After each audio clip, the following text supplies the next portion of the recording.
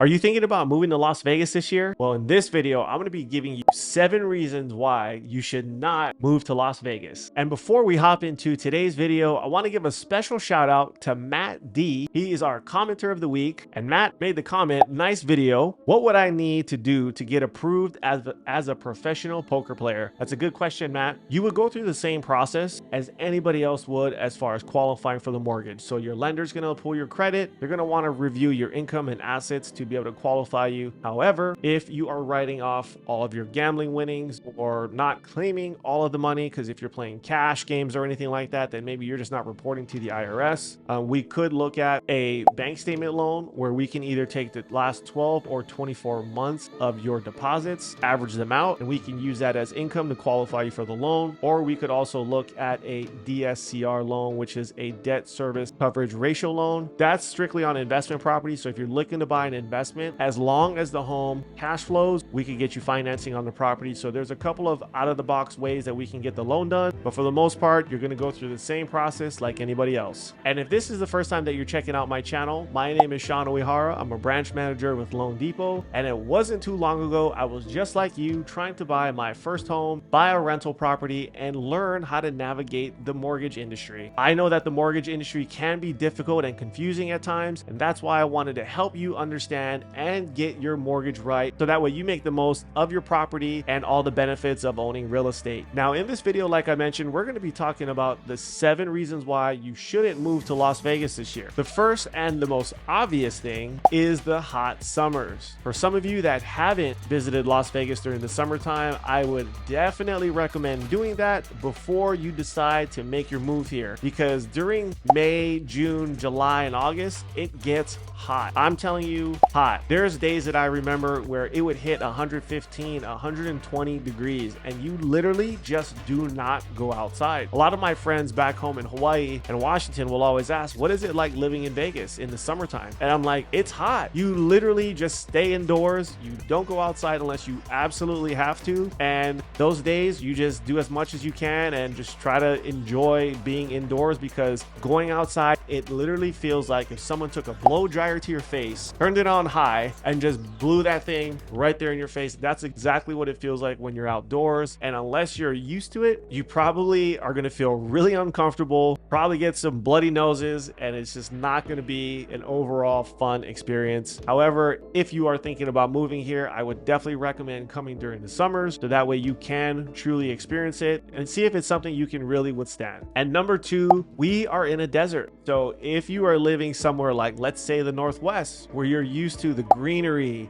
trees, and just beautiful sceneries everywhere, here in Las Vegas, we don't really have that. Everything's pretty much desert. There's desert landscaping. You don't have a lot of grass. It's rocks in your front yard or rocks in your backyard, unless you put some maybe artificial turf down, or you really go ahead and you actually put some money into your backyard. But I can tell you, when I first moved here and I was renting some houses with a couple of my buddies, our backyards was literally dirt, not even rocks. The landlord didn't even decide to put rocks back there. So it was literally an entire backyard of dirt. Again, you're in the desert, and that's one thing that you have to get used to. There's not a lot of greenery, given there are certain parts of town that are a little more greener than others, like maybe certain parts of Henderson or even certain parts in Summerlin. You can truly enjoy that. But for the most part, get used to rocks, get used to the dry heat, and just knowing that you just have a lot of dirt everywhere and there's not a lot of greenery. And it does take some time to be able to get used to it if it's something that you truly do want to stay here. And number 3, gambling. That's an obvious one. That's what we're known for. When you go to the Las Vegas Strip, people come here, especially if you're 21, you want to put $100 in a slot machine, hoping you win thousands, if not maybe millions of dollars. But for most people, if you have an addictive personality or if you have any vices, this might not be the city for you, because there's a lot of temptation right there on the Strip, and entertainment is 24/7. If you want to gamble at 4 a.m., you can gamble at 4 a.m. If you want to go out and get a drink at the bar, you can get a drink at the bar. There's so many temptations that are out there that if you fall victim to that, you can easily go down a spiral pretty fast, lose a lot of money, lose your job, and just not be able to cut it in Vegas. I actually knew of a couple of people that moved here. They got addicted to gambling. They would literally gamble their paychecks away. They borrowed some money from some other people and ended up leaving leaving town. So if that's a potential temptation for you, or if you know that's your personality type, I would definitely recommend staying away, because that's a slippery slope to play on, and I would hate to see someone move here for good intentions but fall victim to the temptation that's literally minutes away on the Las Vegas Strip. And number 4, for all of you that have kids and families, Las Vegas is not known for the education system that we have here. Unfortunately, the Las Vegas Review-Journal, which is our newspaper here in town, put out an article not too long ago that actually ranked Las Vegas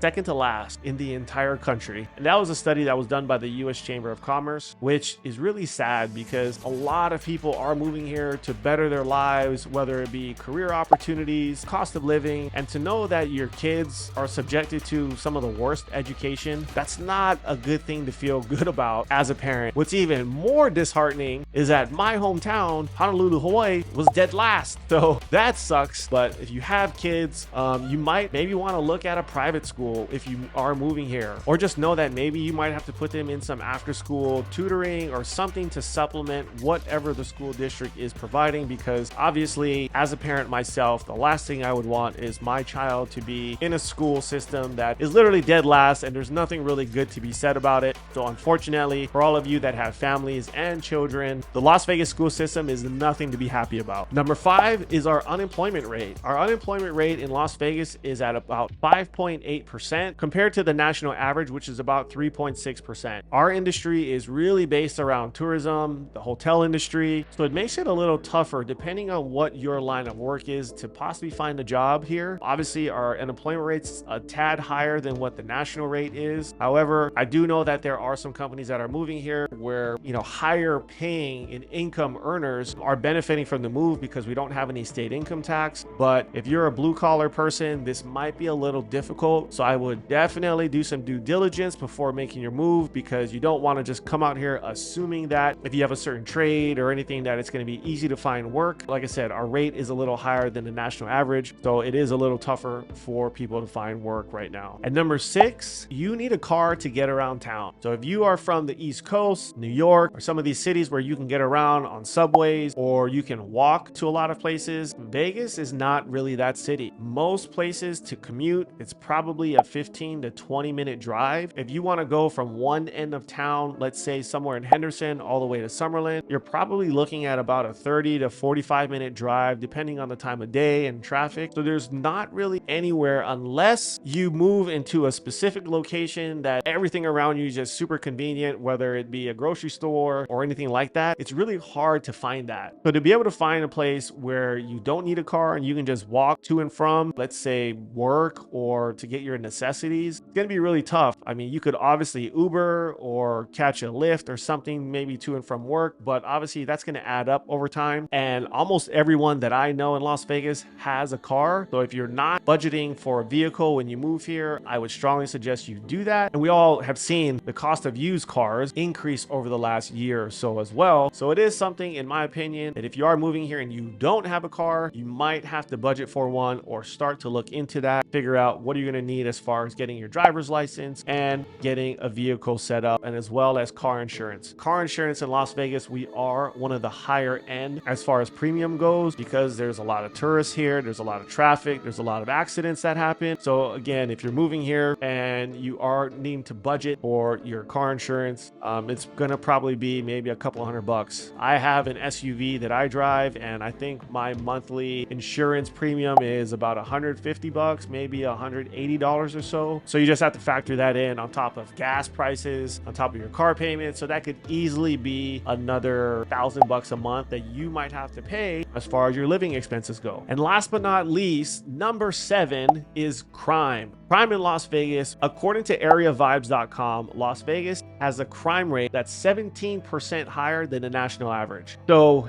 not exactly the safest city, but it really depends on what part of town that you're living in. I've lived here for 17 years, and knock on wood, I've never had really any issues with neighbors or anything that I've seen or witnessed or been a part of. Again, hopefully that never happens, but I think it's something to definitely be cognizant about, which I know some of you that have watched my channel for the last couple of years have asked that question. You can obviously check out the Las Vegas Metropolitan Police Department website as well. They give you some great statistics statistics, parts of town that, where crime has been reported and all that. So I think it's really good to understand that, yes, not every neighborhood is going to be perfect, but there's obviously better areas in town, and there are some that are notoriously known to be worse off than others. Just like any other city across America, you have good parts of town and bad parts of town. So as much as possible, everyone wants to stay in the good parts to avoid crime and everything else that comes along with it. Those are my 7 reasons why you should not move to Las Vegas. But if you are thinking about relocating anywhere else across the country and thinking about buying or refinancing, don't forget, me and my team, we can help you all across the country in all 50 states. And if you ever need a second opinion on your home financing, you can always send me an email. And if you have questions, comment below. I'm always looking to help you get your mortgage right, and I will see you on the next video.